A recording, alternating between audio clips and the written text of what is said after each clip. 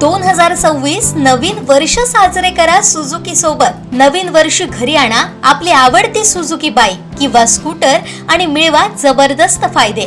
खास ऑफर्स 100% कर्ज सुविधा, 10 वर्षांची एक्सटेंड वॉरंटी केवळ मोटरसायकलवर, 8000 पर्यंतचं इन्शुरन्स बेनिफिट केवळ मोटरसायकलवर, नो हायपोथिकेशन। उपलब्ध models Suzuki access, Suzuki Avenis, Suzuki Burgman street, Suzuki Gixxer SF, Suzuki V Strom SX। सिंधुदुर्गचे अधिकृत विक्रेते Shri Vinayak wheels private limited, Shri Vinayak Suzuki, plot number 92, MIDC, taluka Kudal.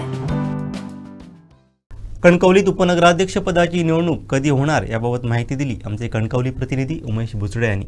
पाहूयात। कणकवली उपनगराध्यक्ष पदाची जी तारीख आहे, निवडणुकीची तारीख आहे ती ठरलेली आहे 13 जानेवारी।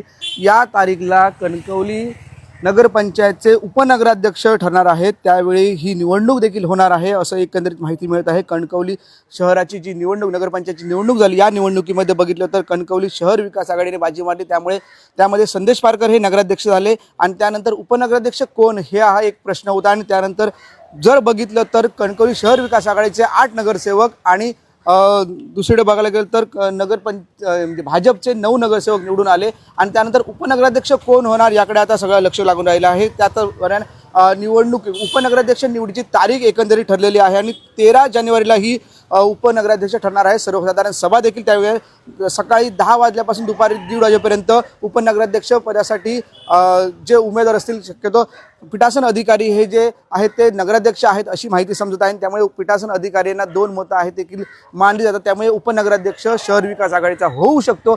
दुसऱ्या बाजूला बघितलं तर जे सभापती पद आहेत ती आता भाजपचे 9 नगरसेवक आहेत, त्यामुळे सभापती पद ही भाजपला मिळू शकतात। त्यामुळे नेमकी कोणाला किती पदं आणि कुठली पदं मिळतील हे देखील आता पाहावं लागणार आहे। पण आता बघितलं तर हाती आलेल्या तारखेनुसार 13 जानेवारीला उपनगराध्यक्ष पदाची निवड होणार आहे आणि त्यामुळे नेमका कणकवलीचा उपनगराध्यक्ष कोण होतो हे देखील आता पाहावं लागणार आहे। संपूर्ण जी घडामोड आहे कणकवली नगरपंचायतच्या निवडणुकीनंतर संपूर्ण घडामोड जी लक्ष लागून राहिली तर उपनगराध्यक्ष कोण, भाजपकडून देखील मोर्चे बांधणी केली जाऊ शकते असं बोललं जात आहे।